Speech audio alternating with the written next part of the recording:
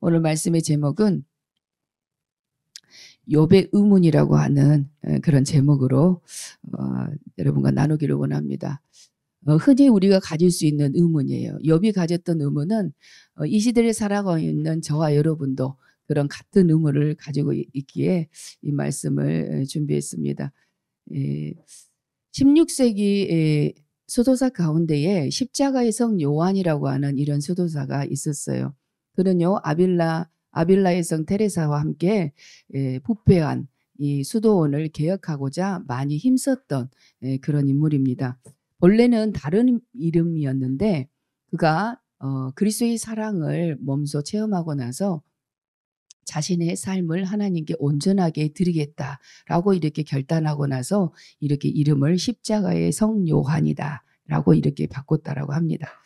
1577년에 수도원 이 개혁을 반대하는 수도사들이 이 십자가의 성 요한을 11개월 동안 이렇게 감금해 두었어요. 한 줄기의 빛도 들어오지 않는 아주 어두운 방, 그 칠흑같이 어두운 방에서 11개월 동안 있으면서 그가 시를 적었다라는 것입니다.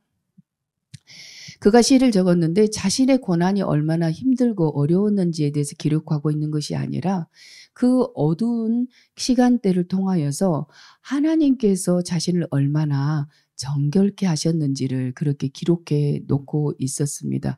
그 책의 이름은 우리의 고전이거든요. 그런데 영혼의 어두운 밤이다라고 하는 그런 책이에요. 그것을 이렇게 해석해 놓은 책이 참 이 고전들을 보게 되면은 얼마나 하나님을 향하여 아주 순전한 믿음으로 자신을 드렸는지 모릅니다. 우리는 우리의 믿음 생활이 참 평탄하기를 원해요. 빛 가운데 걸어가기를 원하는 것이 우리 모두의 소원입니다. 그런데 하나님께서는 때로는 우리가 이해할 수 없는 그런 상황 속에 두시기도 한다는 거죠.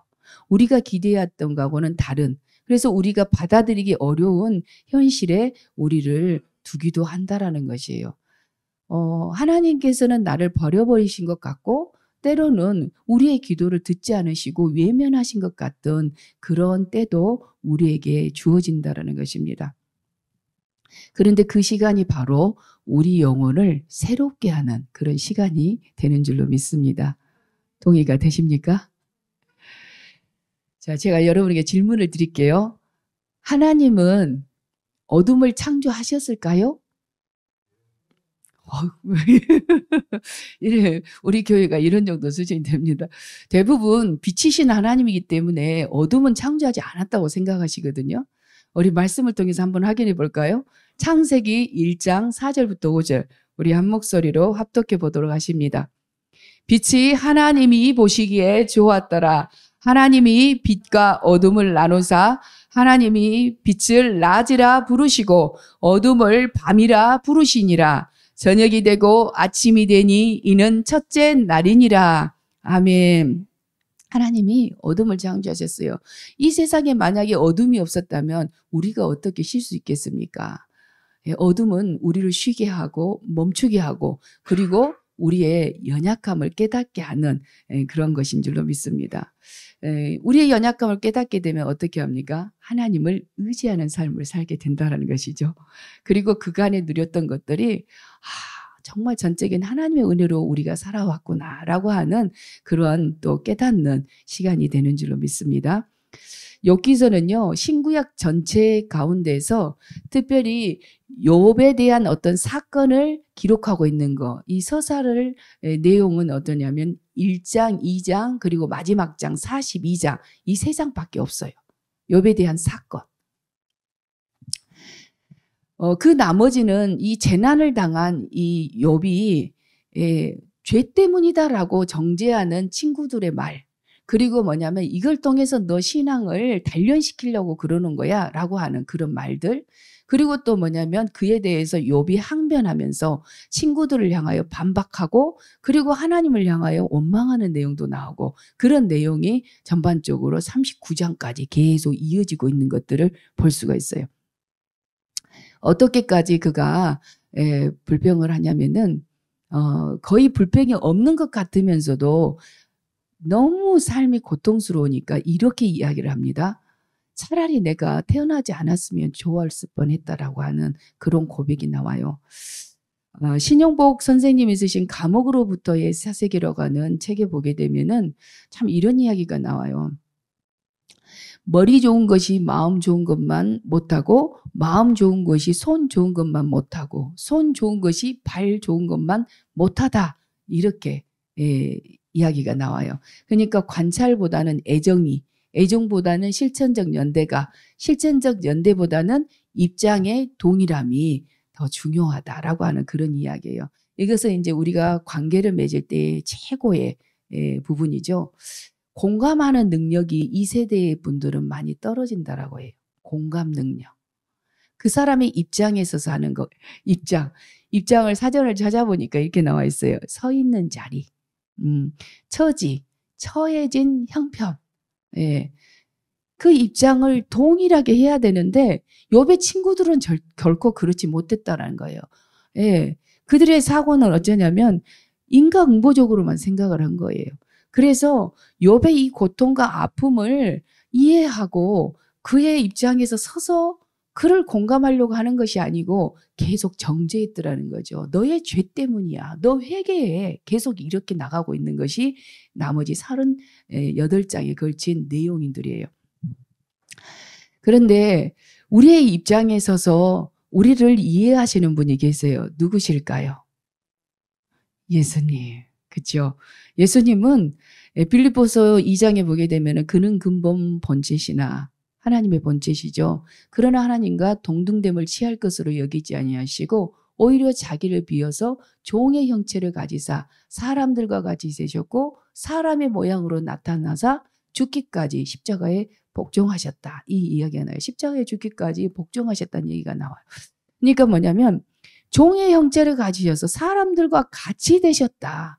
하나님이신데 더러운 육체의 모습으로 이 땅에 오셨다라는 거예요. 동일한 입장. 우리가 얼마나 연약한지 그것을 이미 체휼하셨다는 거예요. 그래서 히브리서 4장에 보게 되면은 그는 우리의 연약함을 체휼하셨다는 거죠. 그래서 우리의 그런 약함에 대해서 동정하지 못하실 분이 아니시다. 그렇지만 우리와 다른 점이 있는데 죄는 없으시니라 하나님이시잖아요. 그래서 우리를 너무 잘 이해하신다라고 성경에 이렇게 말씀하고 있는 것을 볼 수 있습니다. 그런데 욥의 친구들은 그렇지 못했다는 것이죠. 그래서 계속 반박하는 거예요. 욥을 정죄했어요. 욥은 내가 얼마나 하나님 말씀대로 살아가려고 내가 애썼는지 아니냐면서 내가 가난한 자들을 돌봤고 이렇게 계속 자기 이야기를 합니다. 자기 의를 주장을 하면서 얘기를 해요. 그러니까 어떻게 되냐면 대화가 좁혀지지 않아요. 계속 팽팽하게 그렇게 서로 대화를 하다가 대화가 끝이 나지 않는 것들을 볼 수가 있습니다. 그런데 이런 대화가 37장에서 종결을 딱 짓고 38장에서부터 하나님이 이 논쟁에 개입을 하셔요.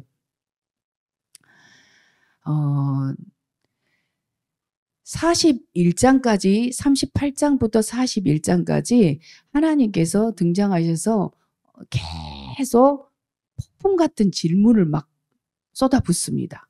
한 70여 가지가 되는 그런 질문을 쏟아부어요.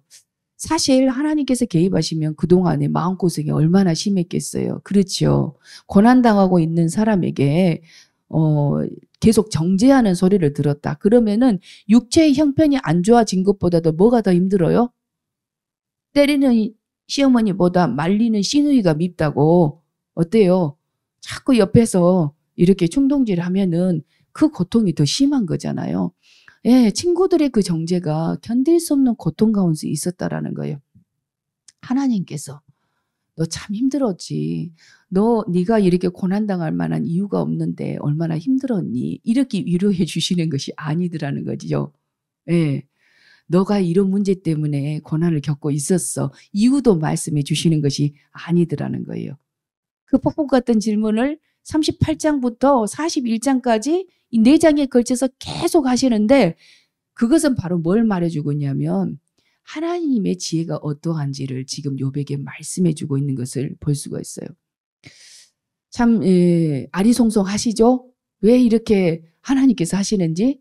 지혜라고 하면은 세 가지로 우리가 분류할 수가 있어요. 1차원적인 지혜는 우리 인간의 지혜예요. 2차원적인 지혜는 하나님을 경외하는 지혜. 3차원적인 지혜는 무엇이냐면 하나님의 지혜예요. 자, 욥기서 28장 23절 우리 한 목소리로 합독하십니다. 하나님이 그 길을 아시며 있는 곳을 아시나니 그 길, 지혜의 길, 그걸 아신다라고 말씀하고 계셔요. 자, 이사야서 11장 2절. 그의 위에 여호와의 영, 곧 지혜와 총명의 영이요, 모략과 재능의 영이요, 지식과 여호와를 경외하는 영이 강림하시리니 지혜와 총명의 영이다 이렇게 말씀하고 있어요. 하나님은 곧 지혜다라는 것이죠. 할렐루야. 믿으신가요? 하나님은 곧 지혜다. 그래서 하나님이 그 길을 아신다. 하나님의 지혜에 대한 것을 지금 나타내 보여주시기 위해서 38장부터 41장까지 계속 폭풍 같은 질문을 하셔요. 한번 그 질문을 우리가 몇 가지 한번 들어서 보도록 하십니다. 38장 4절 한 목소리로 합독하십니다. 내가 땅에 기초를 놓을 때에 내가 어디 있었느냐? 내가 깨달아 알았거든 말할지니라. 땅에 기초를 놓을 때 바로 공허와 혼돈 속에 있었던 이 세상이 이렇게 지음을 받을 때 네가 어디 있었냐? 라고 이렇게 질문하고 계셔요. 38장 8절 바다가 그 모태에서 터져 나올 때에 문으로 그것을 가둔 자가 누구냐?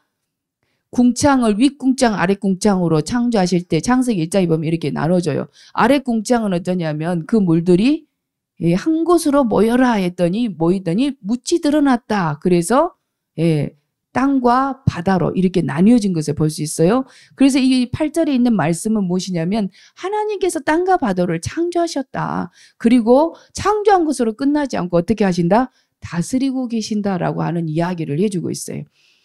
바다가 오염되면 어떻습니까? 태풍을 불어가지고 여름에 태풍이 자주 오잖아요. 태풍도 필요해요. 왜냐하면 바다를 정화를 시켜야 되잖아요. 그래야 우리가 살 수 있잖아요. 그런 하나님이세요. 돌보시기까지 하시는 하나님. 자, 38장 25절 우리 한 목소리로 읽습니다. 누가 홍수를 위해 물기를 더 주었으며 우레와 번갯길을 내어 주었느냐? 홍수도 우레도 번개도 하나님께서 다스리신다고 이렇게 말씀하십니다. 26절, 38장 26절 합독하십니다. 시작. 누가 사람 없는 땅에 사람 없는 광야에 비를 내리며 하나님은 사막도 광야도 만드시고 이렇게 다스리시고 있다라는 이야기예요. 후에 계속적으로 용맹한 짐승들, 사자나 독수리나 또 여러 가축들의 이름들을 막 이야기를 해요. 까마귀, 매, 타조 이렇게 하나님께서 다 다스리신다는 것이죠. 제가 좀 아주 독특한 것이 있어서 그것을 한번 함께 읽었으면 좋겠습니다. 욥기서 39장 13절부터 17절 우리 한번 읽어보면 좋겠습니다. 시작. 타조는 즐거이 날개를 치나 학의 깃털과 날개 같겠느냐. 그것이 알을 땅에 버려두어 흙에서 더워지게 하고 발에 깨어질 것이나 들짐승에게 밟힐 것을 생각하지 아니하고 그 새끼에게 모질게 대함이 제 새끼가 아닌 것처럼 하며 그 고생한 것이 헛되게 될지라도 두려워하지 아니하나니 이는 하나님이 지혜를 베풀지 아니하셨고 총명을 주지 아니함이라. 아멘. 하나님께서 타조를 만드셨는데 지혜를 주지 않았다는 거예요. 미련하게 만들었다는 거죠. 타조가 알 낳는 거 보셨어요? 저는 성경을 읽다가 너무 궁금해서 타조를 막 찾아봤어요. 검색을 해봤어요. 타조가 알을 낳는데 서가지고 그냥 낳는 거예요. 깨질지 어쩔지 아무 생각도 없이 그렇게 낳는 거 있죠. 그런데 이 알을 낳아놓고도 보통 보게 되면은 조류들이 이렇게 딱 이렇게 품잖아요. 그래서 이게 알을 부화를 시키는데 그런 게 없어요. 그냥 버려둬 버려요. 땅이 덥게 한다고 있잖아요. 흙에서 더워지게 하고 이렇게 말했죠. 성경의 말씀이 어쩌면 이렇게 진리인지. 들짐승에게 밟힐 것, 깨어질 것을 생각하지 않는다는 거예요. 그러면은 멸종의 위기가 와야 되는데 그렇지 않더라는 거죠. 무엇 때문에? 하나님께서 다스리게 해주셔가지고 이렇게 번성하게 그들에게 하나님이 돌보고 계시더라라고 하는 이야기를 성경에서 이렇게 하고 있다라는 것입니다. 지혜를 주시지 않았어요. 그런데 이 타조 같은 지혜 없고 미련한 동물도 죽지 않고 이렇게 살 수 있도록 하나님께서 돌보셨다. 이렇게 말씀하셔요. 저는 성경 읽다가 너무 이게 마음 가운데 와닿았어요. 참 우리 인생도 어리석게 그렇게 무지한데도 불구하고 하나님께서 각 사람에게 필요한 대로 합당한 은혜를 주셔서 살아갈 수 있도록 해주시니 얼마나 감사합니까? 미련한 것이 타조인 것만 생각하셨죠? 저는 저에게 굉장히 제가 어리석다고 생각하거든요. 그래서 참 타조를 보면서 어쩌면 하나님이 나도 이렇게 돌보시네 하는 생각을 해보게 됩니다. 하나님께서 욥에게 나타나셔서 하신 말씀이 어디까지 계속된다고요? 41장까지. 그런데 40장에 보게 되면 또 독특한 동물이 나와요. 베헤못이라고 나옵니다. 40장 15절에 보면 베헤못. 개역 한글 성경에서는 이 베헤못이 뭐라고 나오냐면 하마로 나와요. 그리고 41장 1절에 리오야단으로 나왔는데 개역 한글 성경에서는 악어로 이렇게 표시가 되어 있어요. 그런데 사실은 이건 지구상에 있는 짐승이 아니에요. 인간이 길들일 수 없는 어떤 짐승인데 상징적인 표현으로 보시면 됩니다. 그래서 지금 개역 개정본에서는 이와 같이 베헤못, 리오야단 이렇게 원문 그대로 이렇게 나오고 있는 것을 볼 수가 있습니다. 이것은 뭐냐면 혼란을 야기시키는 어떤 사탄적인 존재 이렇게 상징적인 것으로 보시면 좋을 것 같아요. 그런데 굉장히 파괴적이고 이렇게 인간이 길들이기 힘든 그런 짐승조차도 하나님께서 만드셨다는 것이죠. 그리고 뭐냐면 그것을 통제하시고 다스리신다. 다시 말해서 모든 피조세계가 하나님의 통치권 아래 놓여 있다라고 하는 것을 41장까지 그렇게 말씀하고 있어요. 이렇게 말씀하신 이유는 뭐냐면 처음에 욥이 가졌던 의문, 그 의문을 이제 해소시켜 주시기 위해서 하나님은 이렇게 폭풍 같은 질문들을 하시면서 말씀하셨다는 것이죠. 하나님은 이렇게 만물을 다 만드셨어요. 피조세계를 만드시고 돌보시는 그런 능력이 하나님이신데 어찌 나에게 이렇게 까닭없는 고난을 허락하셨는가라는 것입니다. 왜 나에게 이런 까닭없는 알 수 없는 이런 고난의 문제를 주셨을까? 내가 그만한 죄를 지은 것이 아니라 참 하나님 앞에 이렇게 반듯하게 정말 참된 신앙인으로 살아가려고 노력한 사람인데 왜 나에게 이런 시련이 왔을까라고 하는 것이죠. 성경에 보게 되면은 욥을 가리켜서 당대 의인이다. 정직하다라고 이렇게 표현해요. 동방에서 거부다라고 이렇게 말합니다. 그는 하나님께 평가를 받을 때 그와 같이 정직한 자는 이 세상에서 찾아볼 수 없다라고 말할 정도로 하나님의 인정을 받았던 신앙인이에요. 욥이. 그런데 그에게 이런 재난이 닥쳐오는데 어떻게 재난이 닥쳐오냐면 그가 거부라고 했잖아요. 낙타가 3,000마리. 100마리, 200마리도 3,000마리. 양이 몇 마리? 7,000마리. 소가 몇 마리? 500결이. 결이는 한 결이가 쌍을 말하거든요. 그래서 뭐냐면 1,000마리죠. 또 거기에 나귀가 몇 마리면 500마리. 이렇게 나와요.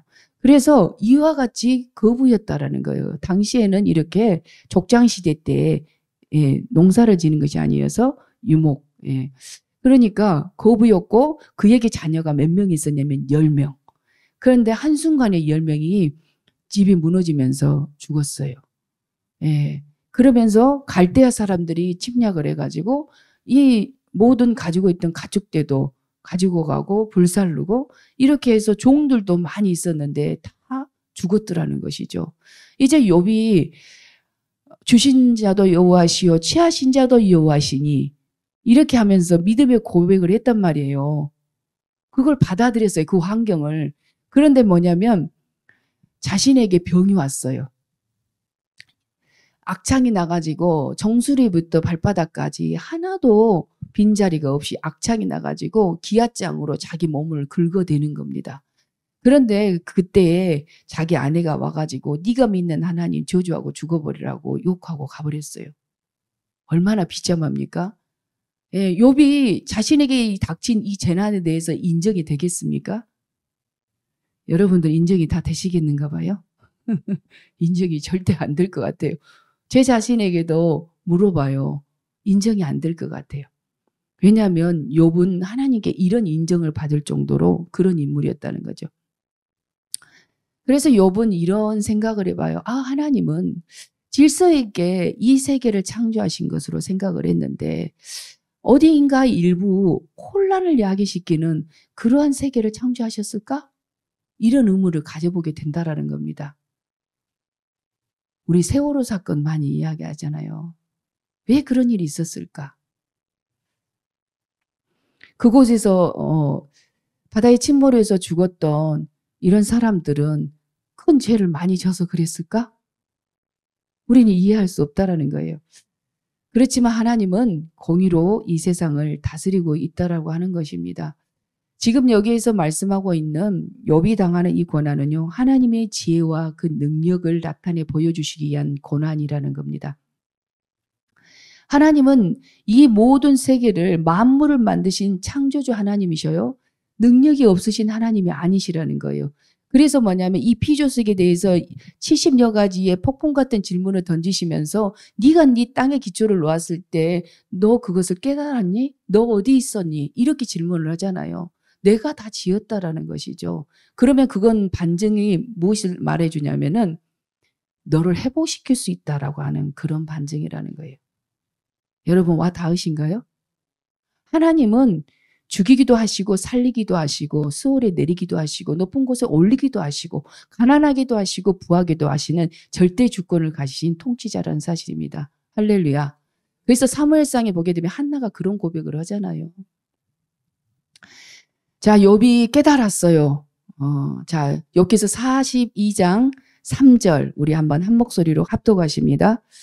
무지한 말로 이 질을 가리는 자가 누구니까? 나는 깨닫지도 못한 일을 말하였고 스스로 알 수도 없고 헤아리기도 어려운 일을 말하였나이다. 아멘. 무지한 말로 이 질을 가리는 자가 누구니까? 자기 자신이라는 거죠. 내가 알지도 못한 일을 지금까지 떠들어댔습니다. 내 의를 고백했어요.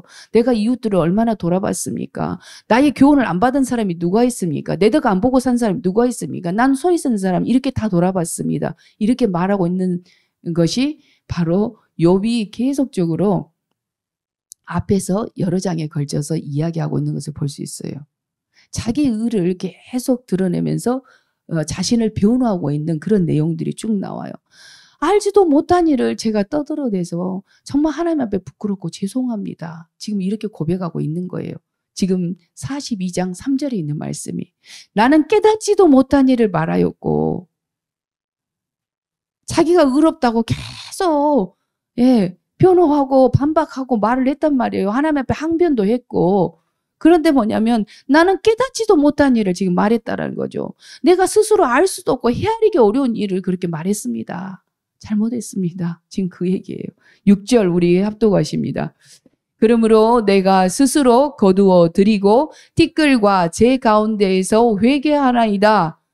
반전이 탁 일어나는 거예요. 자신이 처절하게 정말 줄기차게 자기의 의로움을 계속 주장해 왔는데 친구들과 논쟁을 하면서도 친구들의 그 말에 도저히 수용할 수 없는 그런 욥의 태도 그리고 하나님과의 변론 중에서도 계속 항변을 했단 말이에요.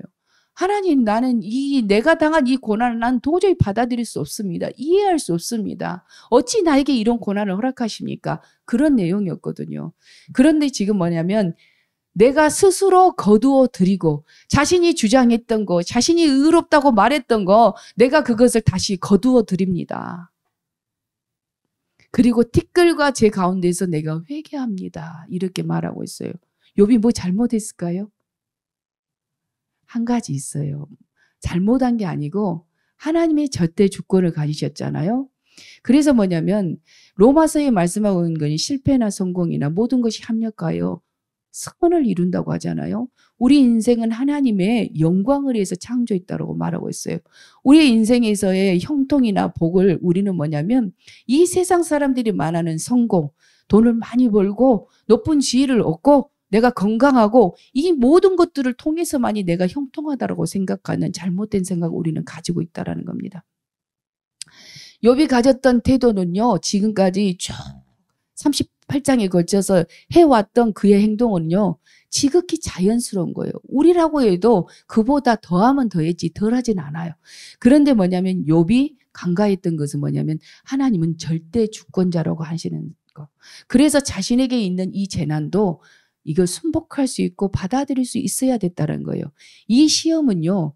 사탄이 시기해서 하나님 앞에 찾아와서 하나님께서 이렇게 욥에게 복을 주니까 욥이 그렇게 신앙이 좋은 거죠. 이렇게 말했다는 거예요. 그러니까 네가 그의 목숨만은 건드리지 말고 그럼 너 한번 해봐. 이렇게 말한 거였어요.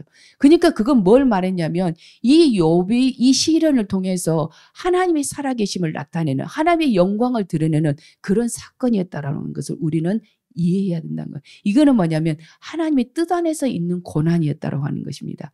할렐루야. 그래서 하나님은 피조 세계에 대해서 계속